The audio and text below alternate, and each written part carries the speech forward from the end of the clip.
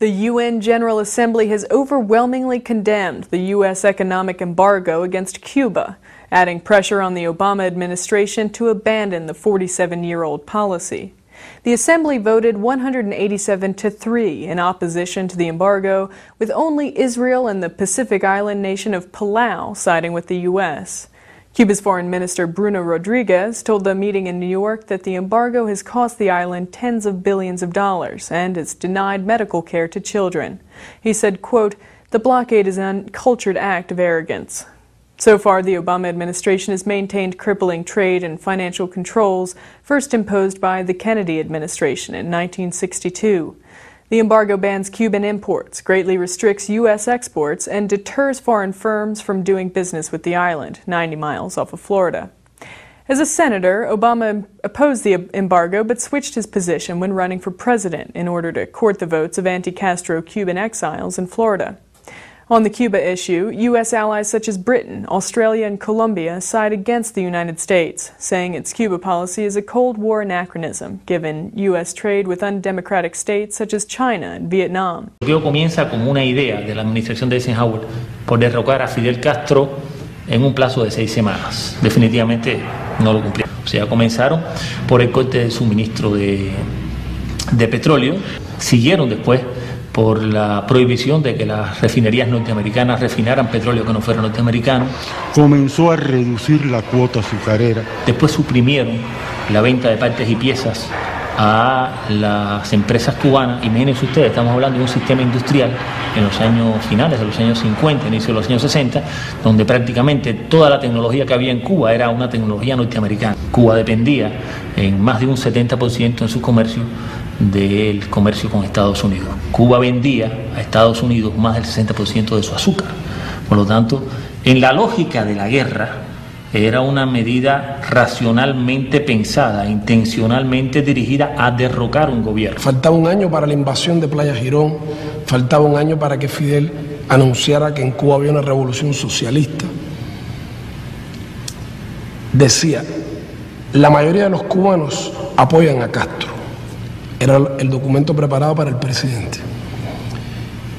No existe una oposición política efectiva. Reconocía el hecho de que la revolución cubana tenía, como tiene hoy, un inmenso apoyo popular. De otra manera no habría podido sostenerse.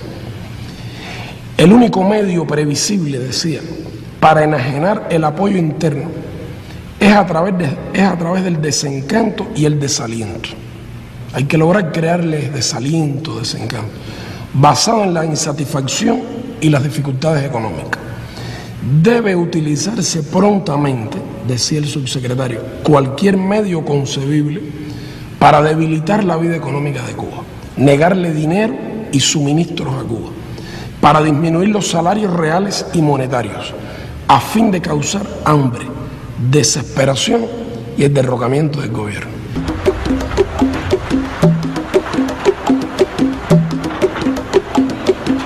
El bloqueo nos impide exportar a los Estados Unidos. Cuba no puede vender nada en los Estados Unidos. Cuba podría vender en Estados Unidos 50.000 toneladas de níquel por año.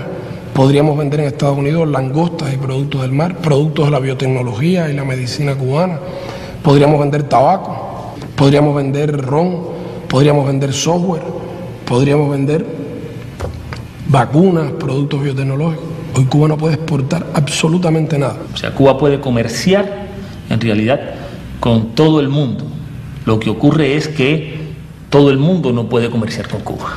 Ninguna compañía puede exportarle a Cuba un producto o un equipo si ese producto que esa compañía canadiense, francesa, alemana, japonesa, argentina, tiene más de un 10% de componentes norteamericanos. Cuba no puede comprar el avión Boeing, por ejemplo. ¿Por qué? Porque es norteamericano.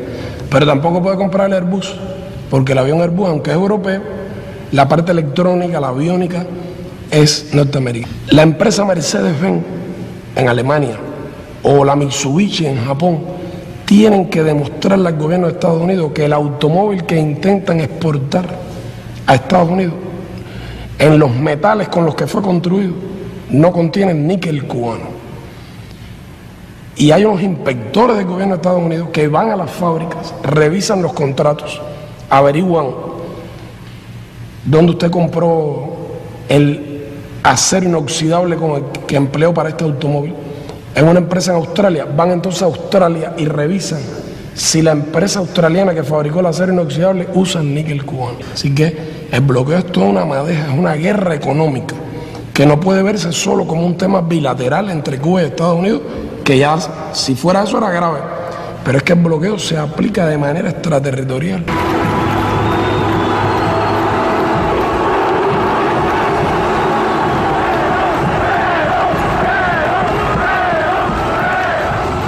El bloqueo había sido roto por primera vez por la Argentina de Perón.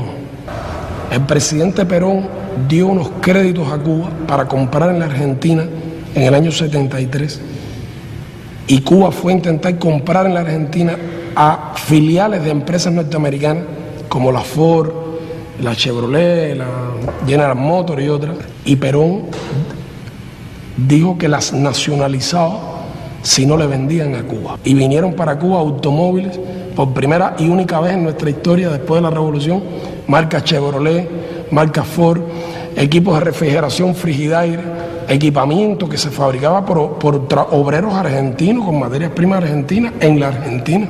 Eso funcionó hasta la ley Torricelli. El señor Torricelli es el que pone fin a ese comercio con las subsidiarias radicadas en el exterior. Ese aspecto de la ley Torricelli y el otro aspecto, la prohibición a los barcos que participen en el comercio con Cuba, la prohibición a esos barcos a entrar a puertos norteamericanos. ¿Qué efecto tiene eso para Cuba? Que las compañías navieras no quieren enviar sus buques a Cuba. Ahora mismo andamos buscando buques para traer ganado en pie de Canadá hacia Cuba. Y no encontramos los barcos porque los barcos que están en la región no quieren. El bloqueo nos impide recibir turismo de Estados Unidos. El norteamericano que viaja a Cuba puede recibir penas de hasta 10 años de cárcel y $250,000 de multa.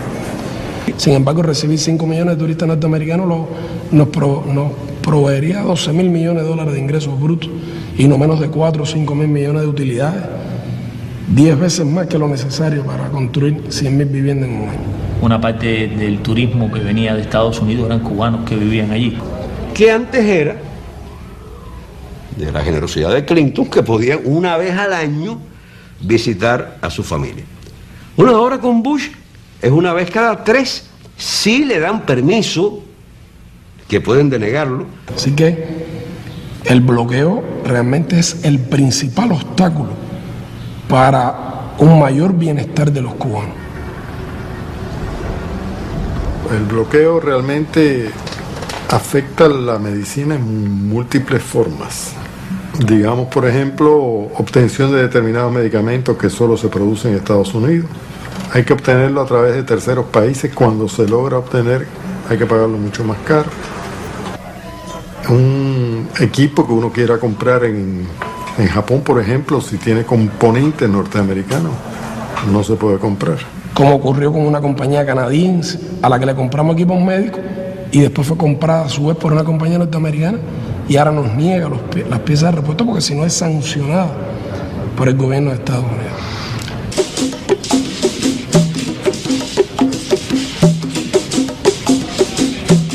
Nosotros no queremos que la prensa nos defienda. Nosotros queremos que la prensa cuente la realidad para que la gente saque sus conclusiones por sí mismo. Porque el peso del elemento de la manipulación mediática es enorme. Un argentino que se va para Estados Unidos, se dice el argentino emigra, o el mexicano emigra. Un cubano cuando va para Estados Unidos se dice huye. Aunque vayan por razones los dos económicas, deseando mejorar. Yo me he reunido aquí con senadores, congresistas norteamericanos que han venido a Cuba. Yo les digo, bueno, ¿por qué ustedes nos bloquean? Porque su gobierno intenta matarnos por hambre, por enfermedades, porque ustedes no reconocen nuestro derecho de pequeño país. Dice, bueno, Nosotros los bloqueamos a ustedes porque es que ustedes no son democráticos. ¿Y qué es lo que no les gusta a ustedes del modelo cubano? Dice, bueno, no nos gusta que ustedes tienen un solo partido. Y bueno, nosotros creemos que si no hay más de un partido, no hay democracia. ¿Cuántos partidos hay en China? Mire, China tiene un solo partido igual que Cuba y sin embargo ustedes tienen relaciones, comercian con ellos. Dice, bueno, pero es que China es un gran mercado. La lista es larguísima y con todos esos países Estados Unidos mantiene excelentes relaciones. Pero mira, Arabia Saudita, ustedes critican a Cuba porque hay un partido, pero en Arabia Saudita no hay ningún partido. Y hay otros países donde hay. Y en Arabia Saudita las mujeres no pueden manejar un automóvil en la vía pública.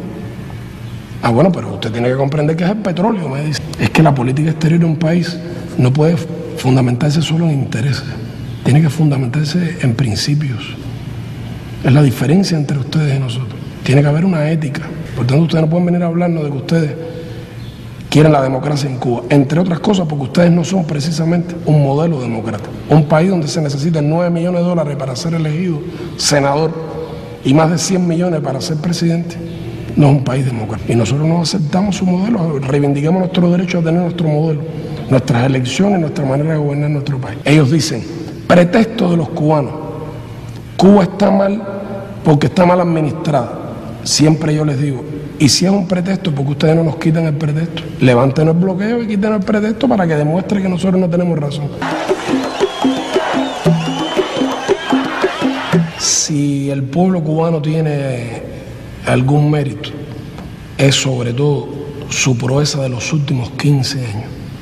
Porque durante los primeros 30 años de la revolución teníamos el bloqueo, pero teníamos las relaciones con la Unión Soviética, los países socialistas. Ellos compraron nuestros productos, ellos nos vendieron lo que Estados Unidos nos negaba, ellos nos dieron crédito, nos permitieron acceder a tecnologías que muchas veces eran tecnologías más atrasadas, gastadoras de combustible, pero bueno, eran las que podíamos y así fuimos desarrollando nuestro país.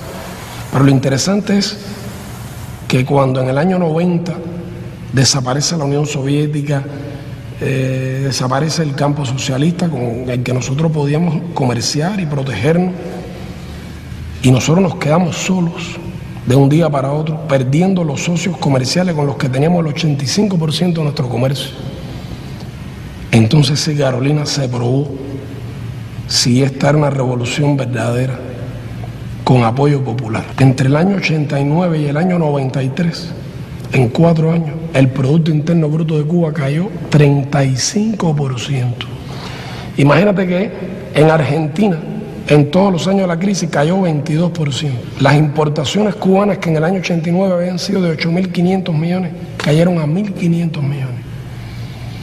Se paralizó la agricultura porque no tenía combustible, fertilizantes, piezas de repuesto para la maquinaria agrícola. Se paralizó la industria. Hubo que empezar a buscar nuevos mercados donde vender nuestro azúcar, nuestros cítricos. Todo eso bajo la persecución del bloqueo norteamericano, que se hizo cada vez más duro. La ingesta calórica diaria de los cubanos cayó de 3.000 calorías diarias a 1.900. Según la Organización Mundial de la Salud, no puede ser menos de 2.400 kilocalorías diarias. Imagínate qué restricción. Y sin embargo, en esos años en que pasamos hambre, de 800 medicamentos que en Cuba se usan, 500 no los había. No había cómo producirlo, no teníamos materias primas, se paralizó el transporte. Tú venías a La Habana y no había automóviles en las calles, 1 millón de bicicletas diariamente rodando en la ciudad. 20 horas diarias sin electricidad. Porque el modelo social, que en esa coyuntura no dijo, bueno, pues sálvese quien pueda, que se salve el más fuerte o el que tenga más dinero. Compartíamos lo poco que teníamos, la solidaridad entre los vecinos, el Estado jugando un papel, no dejando abandonado a nadie a su suerte. Si nosotros los cubanos no queremos este sistema social, este gobierno, es un problema nuestro. Nosotros somos los que tenemos que luchar por mantenerlo o luchar por quitarlo. Pero que en este caso el imperialismo norteamericano se ha arrogado el derecho de quererse los tutores del mundo, los que dirigen la política del mundo. Yo quito y pongo al gobierno que me beneficie.